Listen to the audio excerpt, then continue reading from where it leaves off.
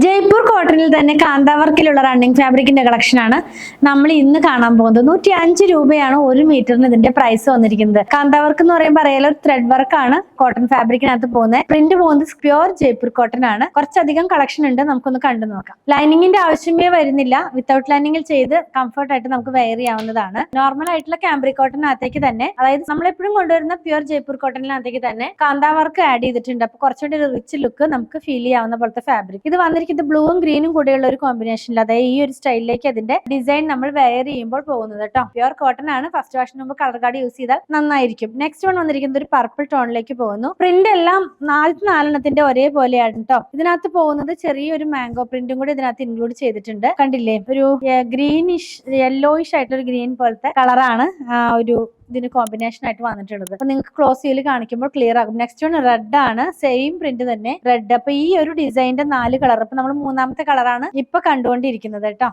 ഇങ്ങനെ വരും നമ്മളിത് വെയർ ചെയ്ത് കഴിയുമ്പോൾ. എല്ലാം തന്നെ കാന്തയിലാണ്. കാന്തയുടെ കളർ ക്രീം ആണ്. ലാസ്റ്റ് വൺ വന്നിരിക്കുന്നത് ഒരു വയലറ്റിന്റെ ഒരു സിമിലർ ആയിട്ടുള്ള കളർ. അതിനകത്തേക്കും ആ ഒരു യെല്ലോയിഷ് ആയിട്ടുള്ള ഗ്രീൻ കളറിലുള്ള പ്രിന്റ് ആണ് പോകുന്നത് കേട്ടോ.